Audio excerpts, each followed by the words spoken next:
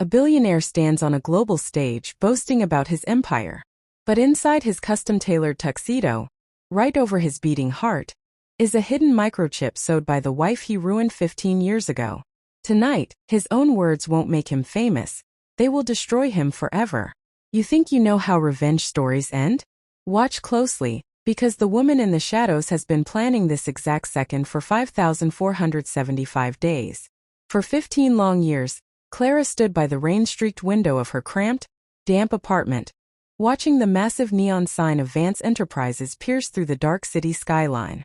To the rest of the world, Arthur Vance was a visionary tech god, a self-made billionaire who had revolutionized global textile automation. But to Clara he was nothing more than a parasite, a thief who had built his golden throne on the ruins of her life. 15 years ago, she wasn't Clara the invisible seamstress. She was Clara Vance, the lead brilliant software engineer and co-founder of the technology. They were partners in both marriage and coding. She spent sleepless nights writing the complex algorithms while Arthur handled the investors with his fake, charming smile. But the very morning the multi-billion-dollar software finally went live, Clara's world completely shattered. She woke up to find her personal bank accounts drained to zero, the locks on her own house changed, and a team of ruthless high-priced corporate lawyers standing on her porch. They handed her a forced non-disclosure agreement and divorce papers. Arthur had systematically stripped her name from every single patent, painting her to the media as an unstable, greedy housewife who had no part in the technology. He took the glory, the billions, and her entire identity, leaving her with absolutely nothing but the clothes on her back. But Arthur made one fatal, arrogant mistake that would come to haunt him. He left her alive, and he completely underestimated just how patient a betrayed woman can be. Clara didn't cry in public, and she didn't waste time on a corrupt justice system that the rich could easily buy.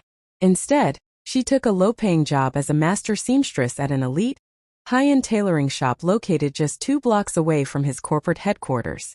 She knew that power always has a blind spot, and for powerful men, that blind spot is their immense vanity.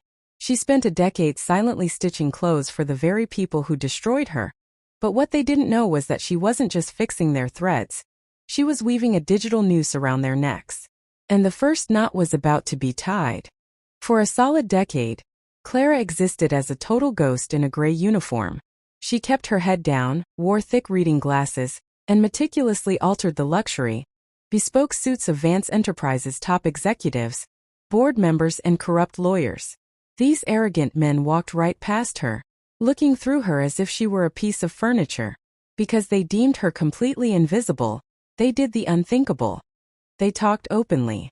In the quiet fitting rooms they loudly discussed illegal offshore accounts, hidden corporate debts, fabricated audit reports, and the dark, messy secrets that kept Arthur's fragile empire afloat. They thought an old seamstress couldn't understand corporate finance, but Clara was recording every single syllable. Every single time Arthur's corrupt chief financial officer, Marcus, brought his expensive Italian suits in for dry cleaning or custom alterations, Clara did something terrifyingly brilliant. She expertly slipped a microscopic, ultra-thin digital voice recorder, cleverly disguised as a stiff plastic collar stay, deep into the fabric. A week or two later, when the suit inevitably returned for pressing, she would carefully retrieve the device. She repeated this dangerous process for years, gathering thousands of hours of highly classified audio fragments, illegal insider trading secrets, and absolute proof of massive financial forgery. She discovered that Vance Enterprises was actually a hollow shell, drowning in massive debt and surviving purely on stolen money. She wasn't just gathering gossip. She was building an undeniable ironclad federal case from the scraps of their dirty laundry. The data was fully complete, and the trap was perfectly set. All she needed was a single catalyst to spring it.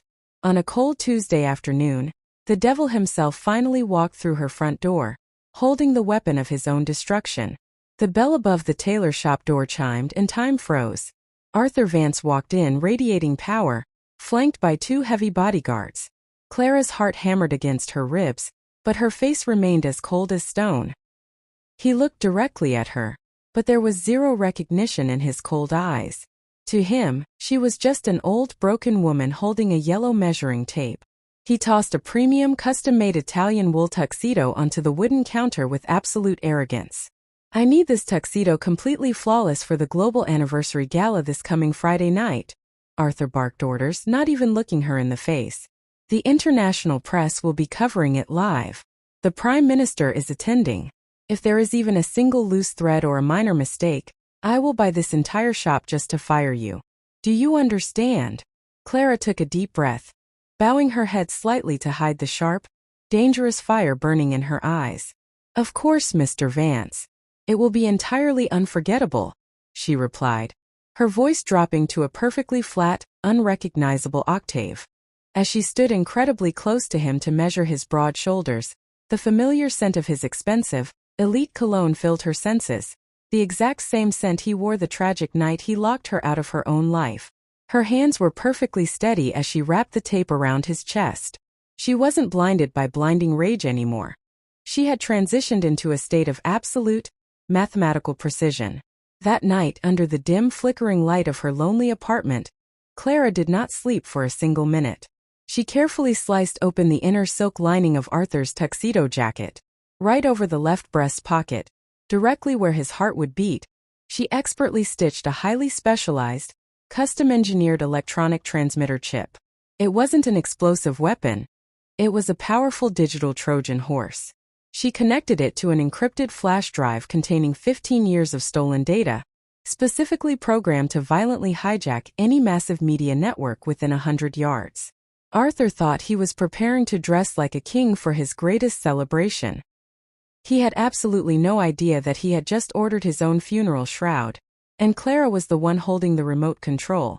Friday night finally arrived, and the grand ballroom of the luxury hotel was a glittering sea of diamonds, expensive champagne, elite politicians, and flashing international media cameras. The energy was electric. Security was incredibly tight, with facial recognition scanners and guards placed at every single entrance. But Clara had planned for this for months. Dressed in a loose-fitting, anonymous black and white catering server uniform, with her gray hair tucked tightly under a cap, she walked right through the back kitchen entrance.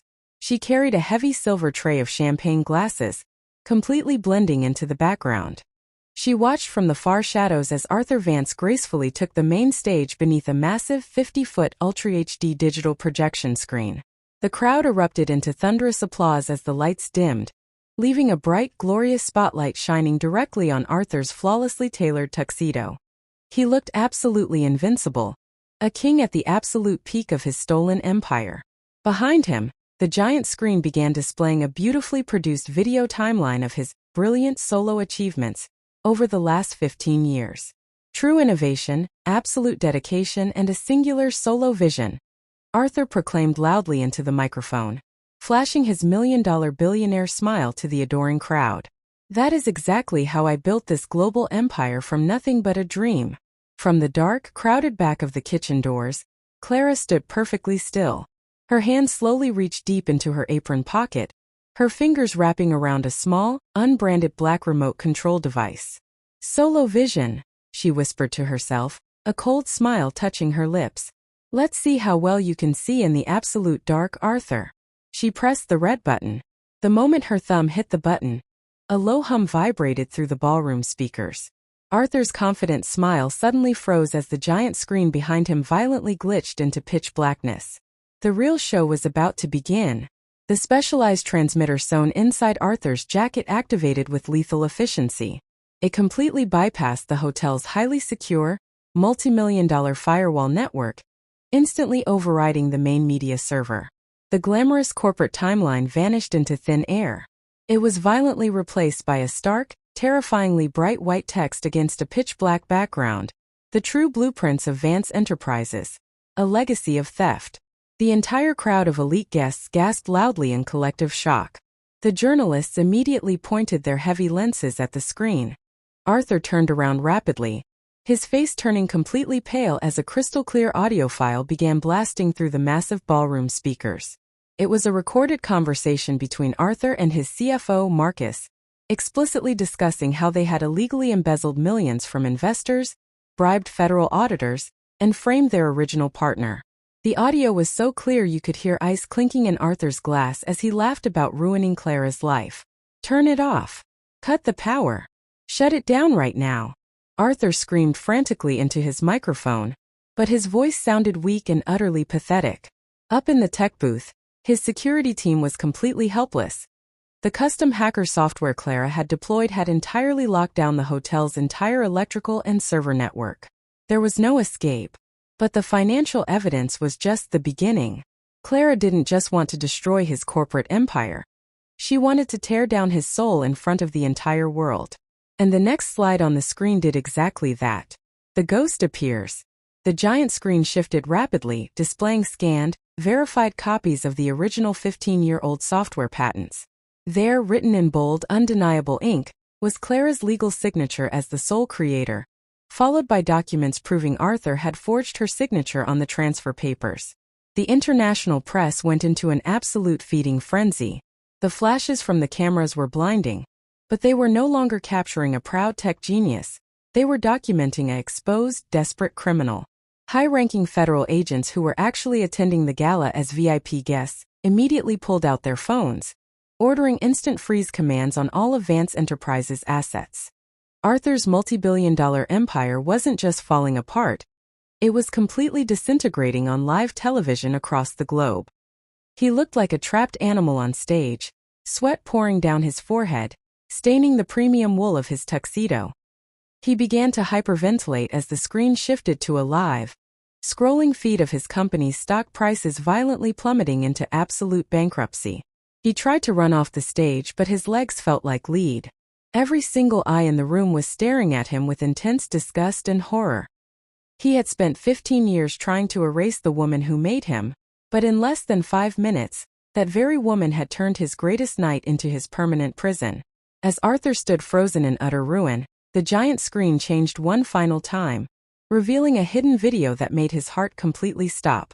He finally realized who had destroyed him. The final thread.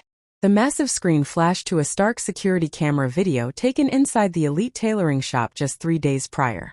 It showed Arthur Vance looking directly into the camera, yelling arrogantly at the quiet seamstress, treating her like absolute dirt. Below the video, a final sentence appeared in massive blood-red letters. A fabric is only as strong as its individual threads. You cut the wrong one, Arthur. Clara. The entire ballroom erupted into absolute chaos as federal authorities moved past security to ascend the stage with handcuffs. Arthur stumbled backward into the podium, clutching his left chest tightly, right over the exact spot where the tiny transmitter was hidden. His breathing was shallow, his eyes wide with pure horror. Through the sea of panicked, screaming guests, flashing strobe lights, and running security guards, his eyes desperately scanned the room. And then he saw her. Standing calmly by the grand exit doors was a catering server. She slowly removed her cap, allowing her long hair to fall free. It was Clara. She stood perfectly still amidst the madness, looking directly into his terrified eyes across the distance. She didn't look angry, she didn't look vengeful. She looked completely, entirely at peace. She offered him a slow, polite, and final nod of farewell, a silent closing of a 15-year-old chapter. She turned around, pushed open the heavy glass doors, and walked out into the cool, refreshing night air. The storm in her heart had finally passed, leaving nothing but the ashes of his empire behind her. Clara was no longer a ghost. She was finally free. The next morning, the headlines across the world read only one thing: the fall of a fraud. Arthur Vance was led away in handcuffs, facing a lifetime behind bars with zero chance of bail, his name forever cemented as a warning to those who steal the light of others. Vance Enterprises vanished overnight. But as for Clara, she was never found by the police or the media. Some say she took the billions from the offshore accounts she exposed. Others say she simply went back to a quiet life, finally owning her own name.